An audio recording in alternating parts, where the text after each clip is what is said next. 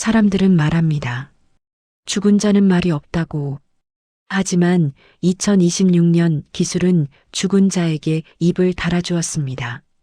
평생을 자식들에게 헌신하고도 차가운 병실에서 홀로 숨을 거둔 한 노인이 있었습니다. 그런데 그녀가 숨을 거둔 지 정확히 24시간 뒤 장례식장에 모인 모두의 스마트폰이 동시에 울리기 시작했습니다. 발신인은 다름 아닌 조금 전 입관을 마친 고인이었습니다. 오늘 이야기는 단순한 사연이 아닙니다. 우리 모두에게 닥칠 수 있는 현실이자 누군가에겐 가장 잔인한 복수극이 될 것입니다. 이 소름 돋는 반전의 끝이 궁금하시다면 지금 바로 구독과 알림 설정을 눌러주세요. 당신이 믿었던 가족의 민낯을 보게 될지도 모릅니다. 서울의 한 대형 병원 장례식장. 향 연기가 자욱한 그곳엔 고 박선자 여사의 영정사진이 걸려 있었다. 사진 속 그녀는 인자하게 웃고 있었지만 그 아래 모인 상주들의 표정은 영정사진과는 사뭇 달랐다.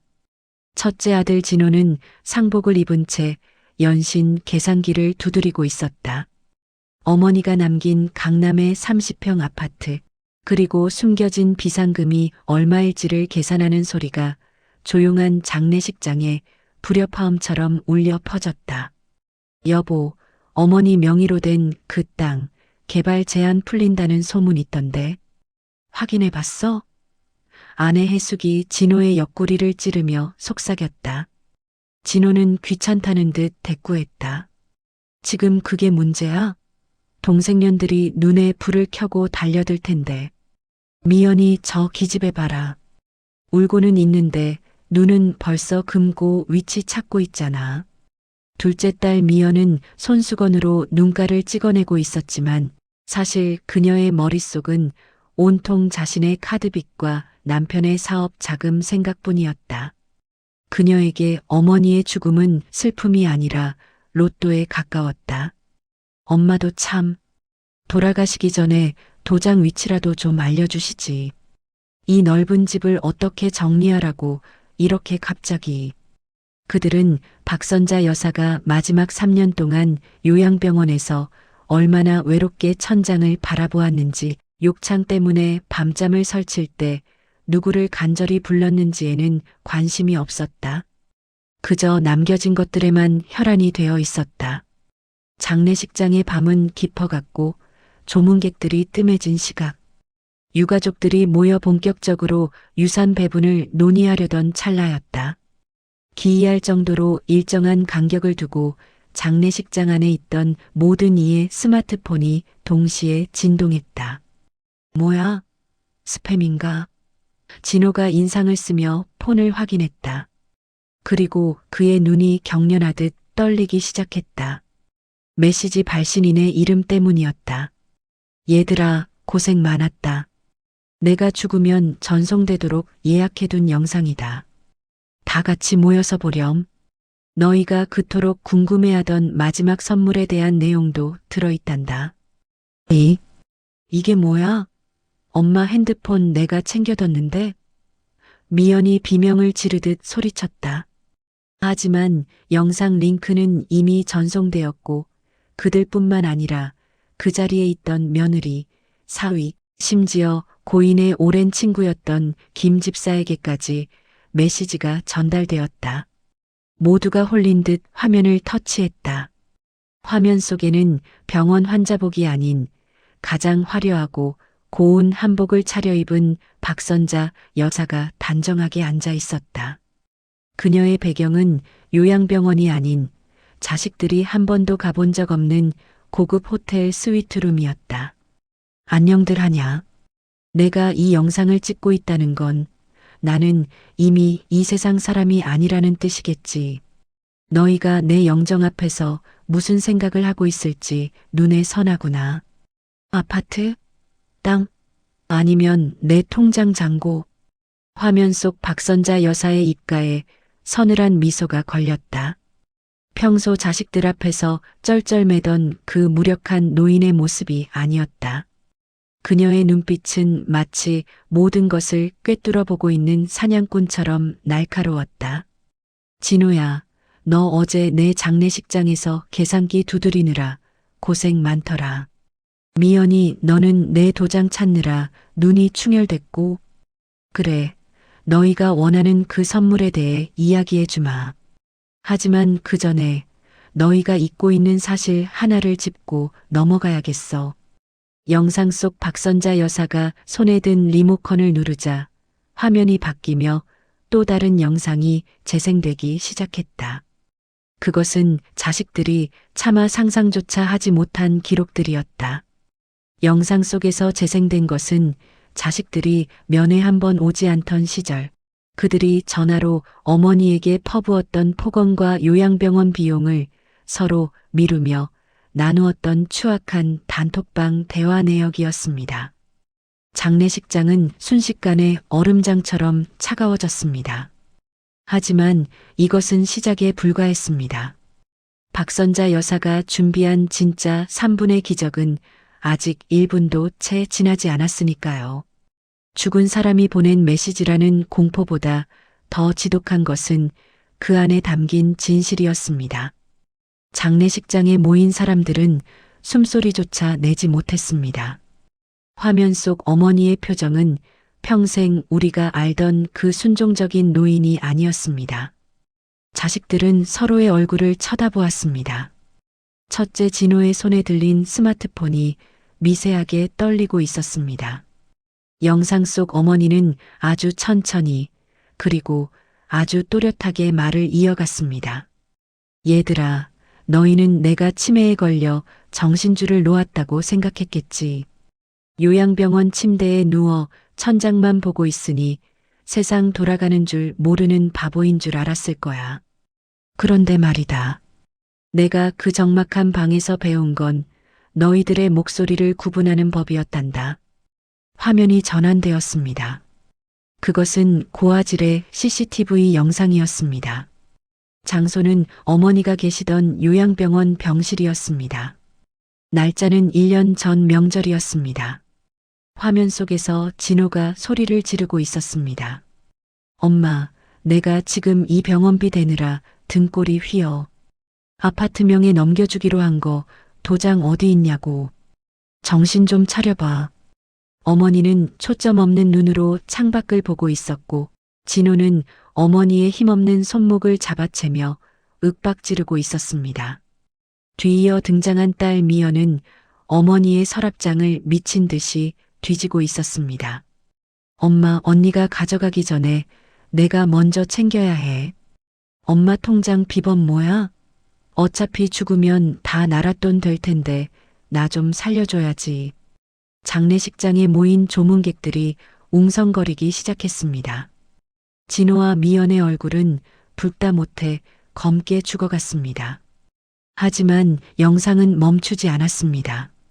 내가 너희에게 이 영상을 보여주는 건 단순히 복수를 하고 싶어서가 아니란다. 너희가 그토록 원하던 내 전 재산 30억.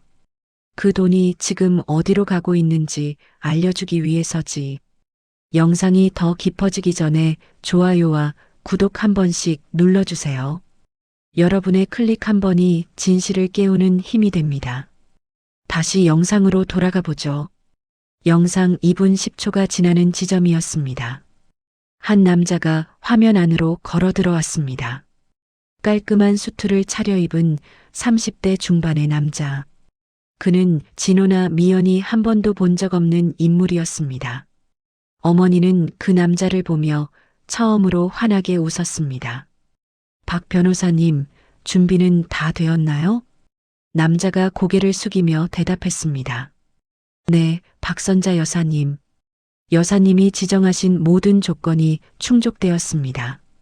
오늘 이 영상이 전송되는 순간 모든 법적 절차는 자동으로 집행됩니다. 박 변호사라고 불린 남자는 서류 한 뭉치를 카메라 앞으로 들이밀었습니다. 그것은 증여 계약서가 아닌 전 재산의 신탁 계약서였습니다. 진호야, 미연아. 너희가 내 병원비를 아까워하며 서로 싸울 때 나는 이 변호사님과 함께 내 인생의 마지막을 설계했단다. 너희는 내가 이 병실에 갇혀 아무것도 못할 줄 알았지? 요즘 세상이 참 좋아졌더구나. 손가락 하나로 세상을 움직일 수 있고 죽어서도 내 목소리를 남길 수 있으니 말이다. 어머니의 목소리는 점점 더 단호해졌습니다. 장례식장 스피커를 통해 흐르는 그녀의 음성은 마치 살아있는 사람이 뒤에서 속삭이는 것처럼 생생했습니다. 너희가 그토록 탐내던 강남 아파트와 상가 건물, 그리고 남겨진 주식들, 그 모든 것은 오늘 이 시간부로 내가 지정한 재단으로 귀속되었다. 단 한 가지 조건이 있단다. 조건이라는 말에 진호의 눈이 번뜩였습니다. 혹시나 하는 신락 같은 희망이 그의 뇌를 자극했습니다. 그 조건은 너희가 이 장례식장에서 끝까지 예의를 갖추고 내가 남긴 이 3분 영상을 단 한 명의 이탈자도 없이 끝까지 시청하는 것이었지. 그런데 진호야, 너 지금 폰 끄려고 했니? 영상 속 어머니가 마치 진호를 보고 있는 것처럼 손가락질을 했습니다. 진호는 소스라치게 놀라 스마트폰을 바닥에 떨어뜨렸습니다. 이 영상은 너희의 표정 하나하나를 실시간으로 기록하고 있단다. 이 장례식장에 설치된 모든 카메라는 지금 박 변호사의 사무실과 연결되어 있지. 너희가 슬퍼하는지 아니면 내 돈이 날아가서 분노하는지 전부 다 기록되고 있다는 뜻이야. 이제 영상은 마지막 1분을 향해 달려가고 있었습니다. 그리고 거기에는 자식들이 절대 알아서는 안 되었던 박선자 여사의 가장 거대한 비밀이 숨겨져 있었습니다. 어머니의 영상은 멈추지 않았습니다. 이제 화면 속 박선자 여사의 시선은 첫째 아들 진호 옆에 서 있는 며느리 해숙을 향했습니다. 해숙은 어머니와 눈이 마주친 듯한 착각에 비명을 지르며 뒤로 물러났습니다. 하지만 고인의 목소리는 더 차갑게 장례식장을 파고들었습니다. 해숙아, 너 작년 내 생일날 기억하니? 내가 요양병원에서 외로워서 전화했을 때 너는 쇼핑 중이라 바쁘다며 신경질을 내고 끊었지. 그런데 그날 내가 쇼핑하던 그 가방, 그거 내가 진호 공부시킨다고 평생 모았던 비상금 훔쳐서 산 거라는 거 내가 모를 줄 알았니? 해숙의 안색이 하얗게 질렸습니다. 주변 조문객들의 시선이 해숙의 어깨에 걸린 명품 가방으로 쏠렸습니다. 영상은 해숙이 어머니의 빈집에 몰래 들어가 장롱 깊숙이 숨겨진 폐물함과 통장을 챙기는 장면을 비추었습니다. 숨소리조차 들리지 않던 장례식장에 해숙의 거친 호흡소리만 가득했습니다. 내가 아프다고 누워있을 때 너희는 내 몸에서 노인 냄새가 난다며 병실 문조차 열지 않았지. 향수를 뿌리고 코를 막으며 들어오던 너희의 표정을 나는 치매 환자인 척하며 전부 지켜보고 있었단다. 사람의 진심은 가장 약해졌을 때 드러나는 법이지. 영상은 이제 둘째 사위인 명훈을 비추었습니다. 명훈은 겉으로는 점잖은 사업가인 척했지만 뒤로는 장모님의 요양병원비를 아끼기 위해 등급 판정을 조작하려 했던 인물이었습니다. 김서방, 자네는 내 건강 상태를 속여서 국가 보조금을 타내려고 했더군. 내 목숨을 담보로 돈놀이를 한 셈이야. 그 돈으로 자네 내연녀 아파트 월세를 냈다는 사실을 내 딸 미연이가 알면 어떤 표정을 지을지 궁금하구나. 미연의 고개가 팩 돌아갔습니다. 명훈은 당황하며 손을 내저었지만 이미 영상 속에서는 명훈이 내연녀와 함께 어머니의 병원비 계좌에서 돈을 인출하는 증거 사진들이 하나둘씩 지나가고 있었습니다. 장례식장은 이제 슬픔의 공간이 아니었습니다. 추악한 폭로와 배신이 뒤섞인 아수라장이었습니다. 진호는 해숙의 머리채를 잡으려 했고 미연은 명훈의 뺨을 갈겼습니다. 서로가 서로의 민낯을 확인하며 무너져 내리는 그 순간 영상 속 어머니가 나지막하게 웃었습니다. 그래, 그렇게 서로 물어뜯고 싸우거라. 그게 너희가 내 재산보다 더 사랑했던 본 모습이니까. 하지만 말이다. 내가 준비한 진짜 선물은 아직 시작도 안 했어. 너희가 그토록 찾아 헤매던 그 도장과 통장, 그리고 내가 죽기 직전까지 품에 안고 있었던 그것의 행방을 이제 말해주마. 어머니는 품 안에서 낡은 사진 한 장을 꺼냈습니다. 그것은 자식들의 사진이 아니었습니다. 오래전 집을 나갔던, 그리고 자식들이 죽었다고 믿고 있었던 막내 아들의 어린 시절 사진이었습니다. 너희가 버린 건 나뿐만이 아니었지. 너희가 유산을 독차지하려고 강제로 시설에 보냈던 내 막내 동생 수연이. 그 아이가 지금 어디 있는지, 그리고 내 30억이 왜 그 아이의 손에 들어가게 되었는지 이제부터 하나씩 설명해 주마. 진호와 미연, 그리고 해숙과 명훈의 눈이 경악으로 커졌습니다. 죽은 줄 알았던 막내의 등장, 그리고 재산이 그에게로 흘러갔다는 소식은 그들의 마지막 희망마저 박살내버렸습니다. 장례식장의 공기는 이제 단순한 소란을 넘어선 공포로 바뀌었습니다. 죽은 줄로만 알았던, 아니, 죽었기를 바랐던 막내 수연의 이름이 고인의 입에서 나오자 첫째, 진호와 둘째 미연의 안색은 흙빛을 넘어 푸르게 질려갔습니다. 그들은 서로의 눈을 피했습니다. 20년 전 아버지가 남긴 작은 유산마저 독차지하기 위해 지적 장애가 있던 막내를 먼 친척집도 아닌 낯선 시설에 버리고 실종 신고를 해버린 것은 바로 그들이었기 때문입니다. 그런데 그 막내가 살아있었습니다. 그것도 어머니의 모든 재산을 손에 쥔 채 말입니다. 장례식장의 육중한 문이 천천히 열렸습니다. 사람들의 시선이 일제히 입구로 향했습니다. 거기엔 휠체어를 탄 한 남자가 서 있었습니다. 비록 다리는 불편해 보였지만 정갈하게 빗어넘긴 머리와 깊은 눈매는 고 박선자 여사를 쏙 빼닮아 있었습니다. 그의 곁에는 영상 속에 등장했던 박 변호사가 서 있었습니다. 수연은 아무 말 없이 영정 사진 앞으로 다가갔습니다. 향을 피우고 절을 올리는 그의 뒷모습에서 진호와 미연은 알 수 없는 위압감을 느꼈습니다. 20년 전 자신들이 차가운 길바닥에 내던졌던 그 나약한 동생이 아니었습니다. 수연이 고개를 돌려 형과 누나를 바라보았습니다. 그의 입가에는 슬픔보다 더 깊은 허탈함과 분노가 서려 있었습니다. 형, 누나, 오랜만이네. 엄마 마지막 가시는 길에도 돈 계산부터 하고 있었어?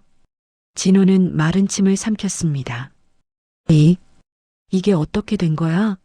너 죽었다고 들었는데 경찰에서도 못 찾았다고 했단 말이야. 수연 대신 옆에 있던 박 변호사가 서류 가방을 열며 입을 열었습니다. 박선자 여사님께서는 15년 전부터 막내 아드님의 행방을 알고 계셨습니다. 여사님은 자식들이 막내를 버렸다는 사실을 알게 된 그날부터 남은 평생을 속죄하는 마음으로 막내 아드님을 후원하며 이 모든 복수를 준비해 오셨습니다. 장례식장에 다시 영상이 재생되었습니다.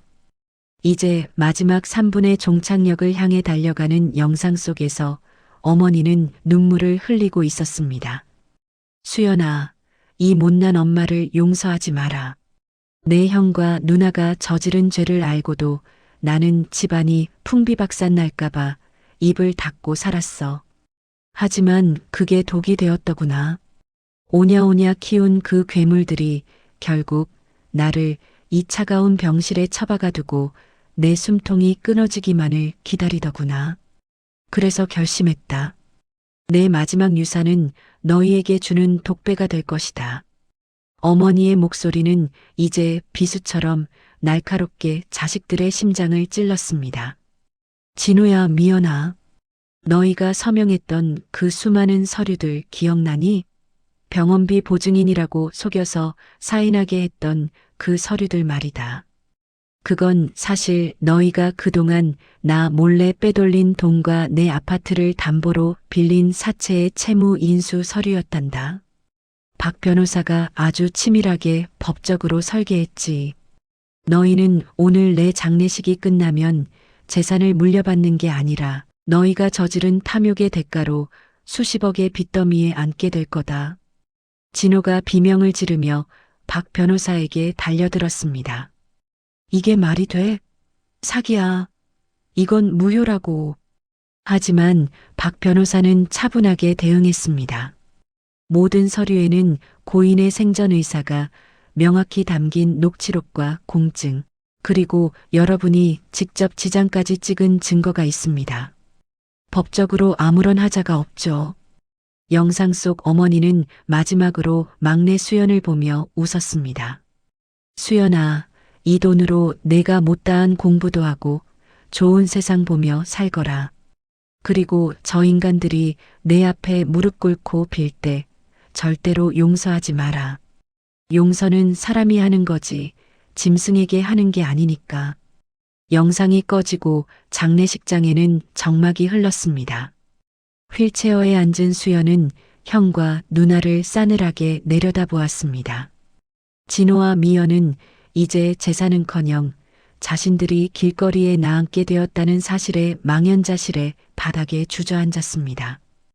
해숙과 명훈 역시 서로를 탓하며 욕설을 퍼붓기 시작했습니다. 장례식장은 그야말로 생지옥이 되었습니다. 그런데 그 순간 박 변호사가 수연에게 서류 한 장을 더 건넸습니다. 수연아, 여사님이 마지막으로 너에게만 전하라고 하신 메시지가 하나 더 있어. 수연의 눈이 커졌습니다. 어머니가 남긴 진짜 마지막 유산, 그것은 돈보다 더 파괴적인 진실이었습니다. 수연이 그 서류를 읽어내려가자 그의 손이 파르르 떨리기 시작했습니다. 그리고 그는 형과 누나를 향해 믿을 수 없다는 듯한 표정으로 입을 열었습니다. 형, 누나. 엄마가 왜 우리한테 이러는지 이제 알겠어. 우리가 진짜로 저지른 죄는 막내인 나를 버린 게 아니었어. 장례식장에 육중한 문을 밀고 들어온 것은 검은 정장의 사내들만이 아니었습니다. 그들의 뒤에는 푸른 제복을 입은 경찰들이 서 있었습니다. 수연이 떨리는 손으로 쥐고 있던 그 마지막 서류에는 단순히 돈의 흐름이 아닌 사람의 목숨에 관한 기록이 담겨 있었습니다. 20년 전 아버지가 급성 심근경색으로 세상을 떠났을 때 우리 모두는 그것이 하늘의 뜻인 줄로만 알았습니다. 하지만 어머니는 그날의 진실을 가슴속에 묻고 20년을 견뎌오셨던 겁니다. 장례식장의 대형 화면에서 다시 영상이 흘러나왔습니다. 이제 영상은 마지막 30초를 가리키고 있었습니다. 진호야, 미연아. 너희는 내가 그날 밤 안방 문 뒤에서 너희가 하는 소리를 못 들었을 거라 생각했니? 아버지가 가슴을 부여잡고 쓰러졌을 때 너희가 119에 전화를 거는 대신 제일 먼저 했던 일이 뭐였는지 기억나느냐? 화면 속 어머니의 목소리는 이제 분노를 넘어선 슬픔의 극단에 서 있었습니다. 장례식장은 쥐 죽은 듯 조용해졌습니다. 너희는 아버지의 손가락에서 인간 반지를 빼내고 금고 번호를 누르며 서로 얼마를 가질지 속삭였지. 아버지가 마지막 숨을 몰아쉬며 도움을 청하는 손길을 외면한 채 골든타임을 넘길 때까지 너희는 거실에서 상속 비율을 논의했어. 내가 그 광경을 목격했을 때 내 심장은 이미 그때 죽어버렸단다. 진호의 다리가 풀리며 바닥으로 무너졌습니다. 미연은 자신의 입을 틀어막았지만 새어나오는 비명을 막을 수는 없었습니다. 어머니는 그 추악한 범죄의 현장을 당시 거실에 설치되어 있던 홈캠을 통해 모두 녹화해 두셨고 그 낡은 저장 장치를 20년 동안 요양병원 침대 밑에 숨겨두셨던 겁니다. 내가 왜 너희를 바로 고발하지 않았는지 아니? 그래도 내 뱃속으로 낳은 자식들이라 너희가 스스로 뉘우치고 나를 찾아와 용서를 빌기를 기다렸기 때문이야. 하지만 20년이 지난 지금 너희는 단 한순간도 변하지 않았더구나. 오히려 나를 짐짝 취급하며 이제는 내 목숨까지 돈으로 환산하고 있었지. 경찰관 한 명이 다가와 진호와 미연의 손목에 차가운 수갑을 채웠습니다. 부친 치사 및 유기, 그리고 어머니를 상대로 저지른 수많은 금융 사기 혐의였습니다. 장례식장은 이제 통곡과 비명, 그리고 욕설이 뒤섞인 아비규환의 현장이 되었습니다. 화면 속 어머니는 이제 평온한 표정으로 돌아와 있었습니다. 그녀의 손에는 붉은 카네이션 한 송이가 들려 있었습니다. 수연아, 그리고 이 영상을 보고 있을 세상의 모든 자식들아. 부모는 자식에게 대단한 것을 바라지 않는단다. 그저 따뜻한 밥 한 끼, 가끔 들려오는 안부 전화 한 통이면 평생의 고생을 보상받는 기분이 들지. 나는 비록 지옥 같은 삶을 마무리하지만 너만은 사랑이 가득한 세상에서 살길 바란다. 어머니는 카메라를 향해 마지막 인사를 건넸습니다. 나를 미워하지 마라. 나는 너희를 심판한 것이 아니라 너희가 잃어버린 인간의 마음을 찾아주려 한 것이니까. 잘 있거라, 내 아들, 딸들아. 다음 생에는 우리, 돈 따위는 상관없는 가난하지만 따뜻한 가족으로 다시 만나자꾸나. 영상이 꺼지고 화면은 검게 변했습니다. 수연은 휠체어에서 일어나 형과 누나가 끌려나가는 뒷모습을 묵묵히 지켜보았습니다. 장례식장 밖으로는 차가운 겨울비가 내리고 있었습니다. 박선자 여사의 30억 자산은 수연의 뜻에 따라 전액 홀몸 노인 및 아동학대 피해자 재단에 기부되었습니다. 사건이 마무리된 지 한 달 뒤 수연은 어머니의 유골함 옆에 낡은 카네이션 한 송이를 놓아두었습니다. 그리고 그 옆에는 어머니가 생전에 그토록 듣고 싶어 했던 말이 적힌 짧은 편지가 놓여 있었습니다.